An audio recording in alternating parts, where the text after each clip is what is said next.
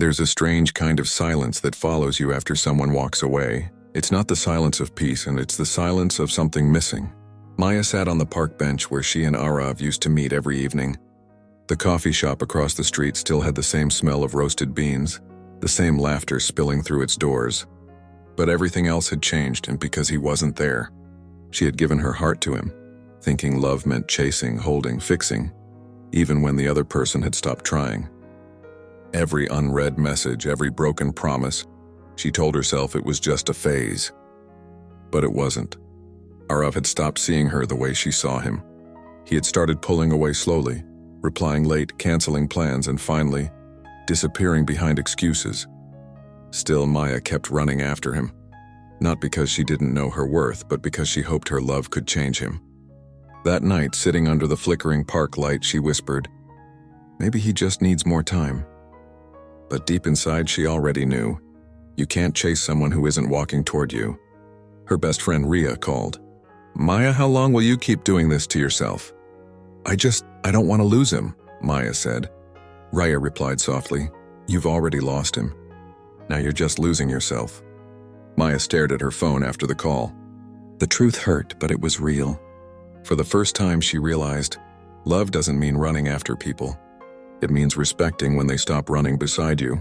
She looked at the empty bench next to her. It wasn't waiting for him anymore. It was waiting for her to stop waiting.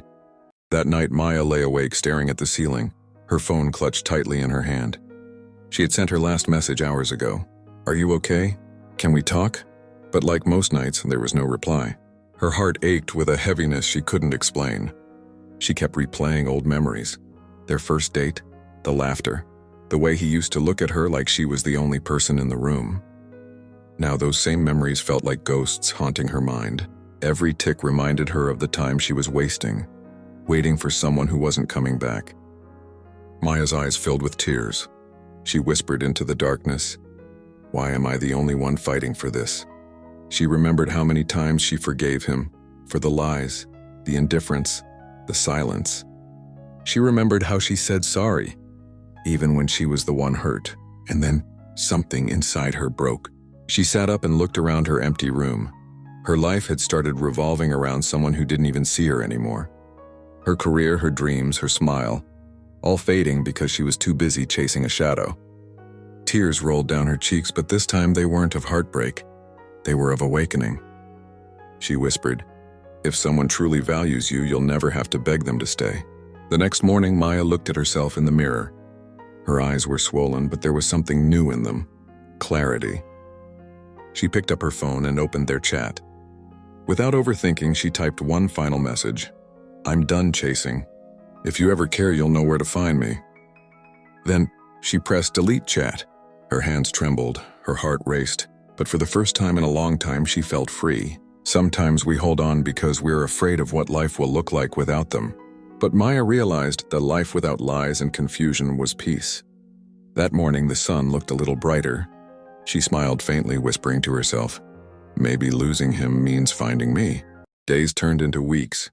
Maya didn't realize how much space silence could hold. No more unread messages, no more waiting for replies that never came. At first, it felt strange, like walking barefoot on cold ground. She would still reach for her phone every morning, expecting something. A text, a call, a reason to go back. But every time there was nothing. And slowly, she began to understand that nothing can sometimes mean freedom. Maya started spending time with herself, something she had forgotten how to do. She went for long walks after work, letting the wind kiss her face. She stopped dressing for someone else's approval and started wearing what made her feel alive.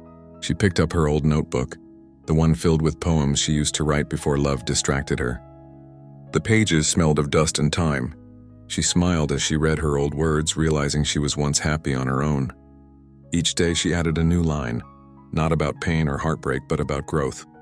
She wrote, "Healing isn't about forgetting them. It's about remembering yourself again." One evening, Maya sat in her favorite cafe by the window. A couple sat nearby and laughing, sharing a slice of cake. For a second, a familiar ache touched her heart. But instead of sadness, she felt peace. Because now she knew, love isn't about chasing someone who walks away. It's about standing still and letting the right one find you. Her friend Anaya joined her and said, "You look different." "Happier," Maya smiled. "I stopped fighting for people who don't fight for me."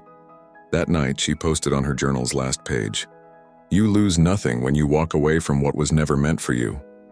She closed the notebook, exhaled deeply, and looked at the stars. They seemed brighter now, maybe because she was finally looking up again instead of down. Sometimes the hardest part isn't letting go of them. It's forgiving yourself for holding on for so long. And Maya? She was learning to forgive herself one sunrise at a time. It had been months since Maya last saw him. Her days were calmer now. She laughed easily, slept peacefully, and her heart, though scarred out, no longer ached. But life has its own strange way of testing what we claim to have learned. One evening, as rain tapped softly against her window, her phone lit up. A message. A name she never thought she'd see again. It was him. "Hey, can we talk?" Maya froze. For a moment, her hands trembled, not out of love, but out of old memory. The same man who once made her feel invisible now wanted to talk. She stared at the message for a long time. Her heart whispered, "Don't," but her mind said, "Maybe you need closure." After hours of silence, she finally replied, "Okay, one last time." They met at the same cafe where she once waited for him, the same one where she had cried quietly when he didn't show up. This time she arrived late on purpose. When she walked in, he was already there. Same smile, same charm. But to her surprise, and it no longer moved her, he stood up. "Maya, you look different."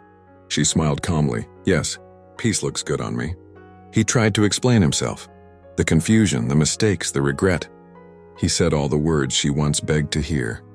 But now they sounded empty. Because healing changes what your heart recognizes as love.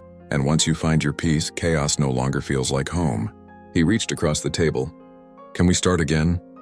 Maya looked into his eyes, not with anger, but with clarity. "I already did, just not with you." There was silence, a silence that didn't hurt. It felt like freedom.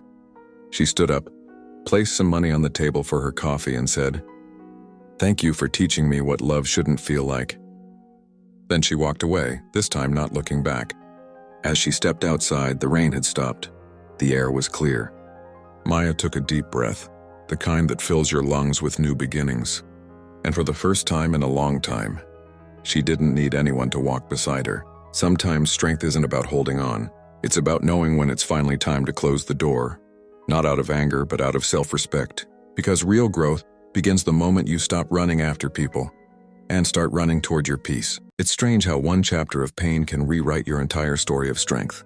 Months passed since that rainy evening, and Maya's life had changed. Not dramatically, but beautifully. She moved to a new apartment, small but full of light. She started painting again, reading again, living again. Every corner of her new world carried a quiet joy. The kind that doesn't come from someone else, but from peace within yourself. One morning, while watering her plants by the window, she caught her reflection. There was no sadness left in her eyes, just clarity. That's when she realized something powerful. We spend so much time chasing people who walk away that we forget to notice the ones walking beside us. And the one person who never leaves, ourselves. A few weeks later, she met Ria for coffee. They laughed like old times, no longer talking about heartbreak, but about dreams. Ria smiled and said, "You seem happy." Maya replied softly, "I stopped waiting for people to choose me, I chose myself." They sat quietly, sipping coffee as sunlight poured through the cafe windows. And in that golden light, Maya felt something deeper than happiness. She felt peace. Later that day, she wrote in her journal, "Letting go doesn't mean giving up. It means accepting that not everyone deserves a seat in your future. Some people are lessons, not lifetimes." She smiled at those words, because every tear, every lonely night had led her to this moment, where she finally understood that running after people is like chasing shadows. You lose the light that's already around you. If someone wants to walk away, let them. You don't have to beg for love, explain your worth, or fight to be seen. The right people will stay, not because you hold them, but because they want to.